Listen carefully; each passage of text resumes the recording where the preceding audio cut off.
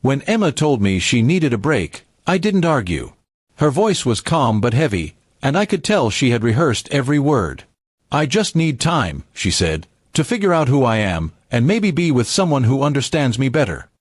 It was the kind of sentence that echoes long after it's spoken. I didn't shout or beg. I just nodded and asked, "Are you sure?" She said yes, and that was the moment my world shifted. The days that followed felt strange. The house was too quiet, the coffee tasted different, and the evenings stretched endlessly. Friends told me to keep busy, to move on, but it's never that easy when someone you love walks away so gently. I packed her things, not out of anger, but because I couldn't keep looking at the reminders. Her favorite mug, her scarf on the chair, the half-finished book she'd left by the window. A week later, I bought a one-way ticket to another city.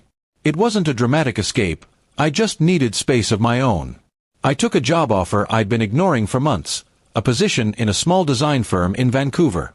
The first few weeks were awkward, like learning how to breathe again. But something about the new place gave me peace. I started walking to work every morning, exploring coffee shops, and meeting people who didn't know my past. One of those people was Mira, a quiet woman who worked in the same building. We'd see each other at the elevator almost every morning. At first, we only exchanged polite smiles. Eventually, those smiles turned into conversations. Small ones at first, about weather or work. But somehow, she had a way of making silence feel comfortable. Mira never asked about my past, and I didn't volunteer it. She taught me something I hadn't realized I'd forgotten, that healing doesn't always come through talking, but through living. She'd invite me to local art shows, and I'd go, surprised at how easy it was to laugh again. The ache that had once filled every corner of my chest slowly began to soften. Months went by, and one morning I woke up realizing I hadn't thought about Emma for days.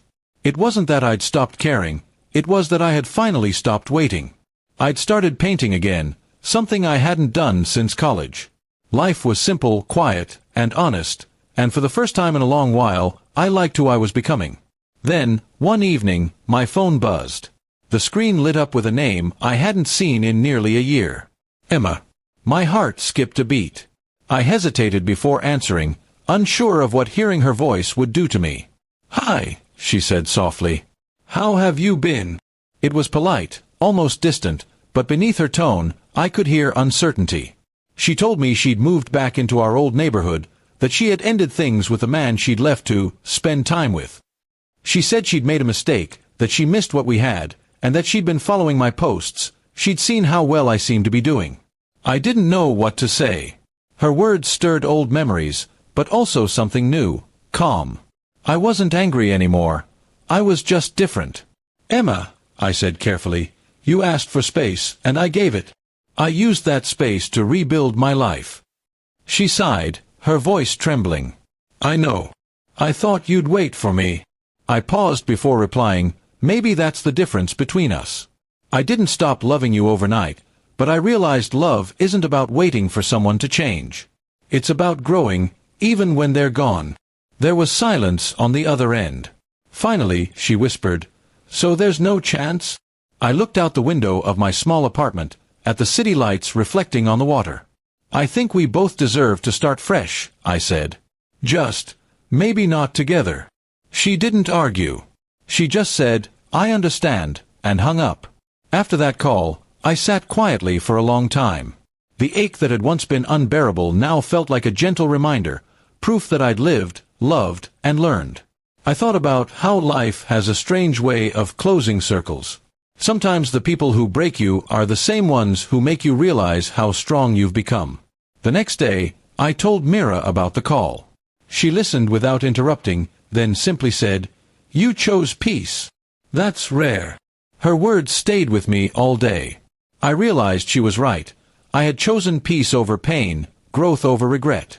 That small choice changed everything. In the months that followed, my life settled into something beautiful and steady. Work went well, my paintings began to sell, and I finally felt present in my own story. Occasionally, I'd think of Emma, not with bitterness, but with quiet gratitude. She had been a chapter one needed, one that ended so another could begin. One evening, Mira and I stood watching the sunset from the pier.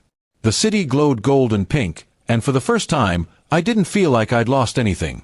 I just felt free. I turned to her and said, "You know, I used to think closure came from other people. But it really comes from understanding yourself." She smiled, and in that moment, I knew, this wasn't the ending of something. It was the beginning of everything I'd been waiting to live.